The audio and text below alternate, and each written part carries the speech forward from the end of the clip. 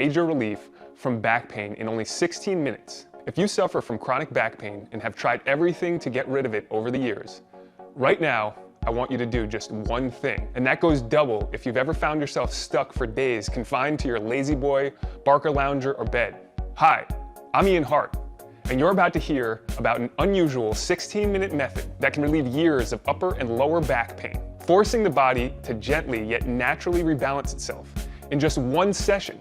The best part? It also releases a flood of biochemicals in the body designed to help heal the back for good, all without any meds, invasive, expensive surgery, or steroids, or injections, or other over-the-counter remedies. I'll also show you how you can use the exact same 100% pain relief method to experience ease of movement and stronger muscles, better posture, and more flexibility, all in the next 16 minutes. I'll even share with you the real cause of pain and the remedy right inside this video. So if you're struggling with back pain, if you've tried workout programs and diets and seen little in the way of real results, then this video could change your life. Why? Because these 2-minute breakthrough movements are so new and so different, you've never seen anything like them before. And in the next few minutes, as you watch this short video, you'll discover what causes back pain. It almost never has anything to do with the bones. Why yoga, Pilates, and other basic stretching exercises may be doing more harm than good. The easy way to trick our bodies to unlock a spasming back, the relief can be rapid and wonderful, and how doing these simple movements regularly means we may never have to suffer back pain again.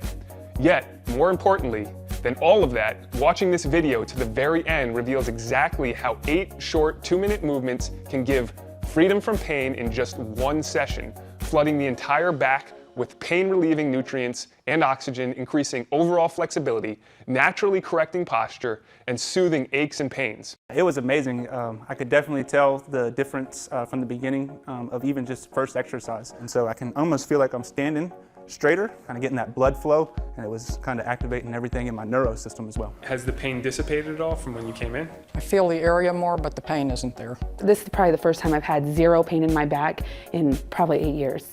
It's hard to describe because I haven't felt really loose in my lower back in so long that I've forgotten what it feels like, but it's what was really tight when I came in, like it's just not tight anymore.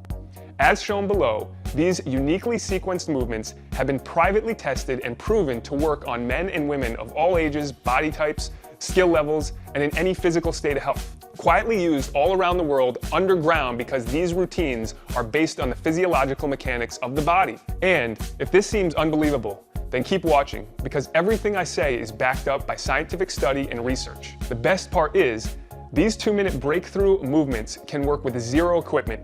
No expensive patches, braces, or uncomfortable girdles, and most importantly, no over-the-counter or pharmaceutical meds. Before we go any further, however, it's important I give you fair warning. The information in this video flies in the face of what you may have been told in the past about back pain. Instead of giving the natural pain relief you need, mainstream healthcare professionals profit by keeping you hooked on mind-numbing medications, expensive, non-essential surgery, painful corticosteroid injections, supposedly therapeutic massages, expensive electrical stimulation machines. They know that when you learn real methods exist like these 2-minute movements, we'll never spend another penny on their back pain procedures again. Okay, let me share a quick story about one of my clients, a 49-year-old bus driver who came to me as his last resort. His pain was unbearable. Warning, this is not for the squeamish. At 49, Jim walked in like a feeble old man, hunched forward, hand on his back, every step in effort. "Can you help me, Ian?" he asked. When he first stepped foot into my fitness studio, Jim was a bus driver getting close to retirement and his well-deserved pension. Only one problem, he was in excruciating pain. I dare not ask him to touch his toes or do some other type of exercise to gauge his condition. Instead, I immediately had him gently position himself on the floor, put a pillow under his head, and guided him through the first of the 8 healing, pain-relieving 2-minute movements.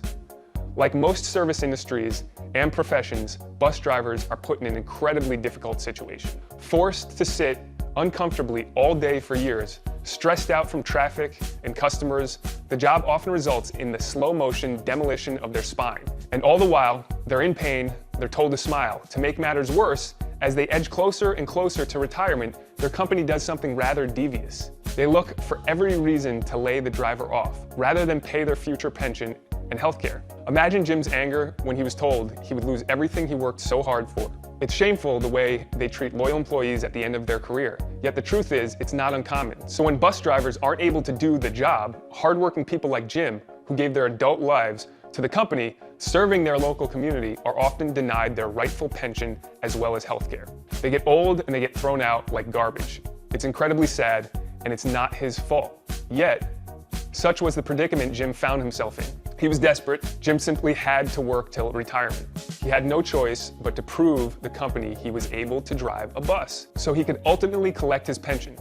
Jim's pain had started a couple years earlier, when electrical shooting pains called sciatica developed in his right leg. He continued to work, but the shooting pains persisted. Then one day, after work, the pain was unbearable. He went to the emergency room. The news was not good. An MRI scan showed he had noticeable rupture of the disc below the 5th lumbar vertebrae. You see, discs, the spine shock absorbers, are sheathed in a fibrous casing called the annulus, which protects their gelatinous core. When a disc ruptures, bits of it break through the casing. The MRI scan showed that the protruding edge of Jim's ruptured disc was pressing up against the right nerve root as it exited the spine. Unfortunately, the MRI showed something else disturbing: some narrowing of the discs immediately above, an early sign of degeneration. Jim was given different pain medication at different times when he could only use when he wasn't driving. Instead, he occasionally received epidural steroid injections, yet his pain persisted. Then, about 9 months after Jim injured himself, an orthopedic surgeon performed a procedure called a discectomy, where a fragment of the ruptured discs is removed. For 75% of the patients with sciatica who undergo a discectomy, the procedure helps relieve pain. In Jim's case, his sciatica went away, but the pain in his lower back increased. Yet another MRI showed the disc the surgeon had operated on had started protruding again, this time pressing up against the right and the left nerve roots. The surgeon told Jim the next step would be to fuse his lower vertebrae together, which supposedly had become unstable. The surgeon's new plan was to remove Jim's degenerated disc, or discs, that were causing the pain, and mechanically brace the spine with metal rods and bone grafts. The cost? $150,000. First, however, the surgeon wanted Jim to undergo an incredibly painful procedure called a discography, an invasive procedure that determines how much of his pain was coming from the lower protruding discs and how much from the upper narrowed one. This information would help the surgeon decide if 1 or 2 discs should be completely removed. Regardless, the discography was performed at the hospital. Jim was asked to lie on a long metal table with his lower back exposed. To Jim, what was about to happen next was nothing short of a medieval torture. The radiologist trained in the technique explained he would be applying increasing amounts of pressure to his injured discs. Jim's job was to try to discern whether the pain he felt during the procedure was familiar or different from his current pain. First, the radiologist administered an anesthetic just under the skin so he could insert a needle called a trocar into Jim's lower back. Following his progress on the device called a fluoroscope monitor, he slowly advanced the trocar until it reached the edge of the disc just above the ruptured one.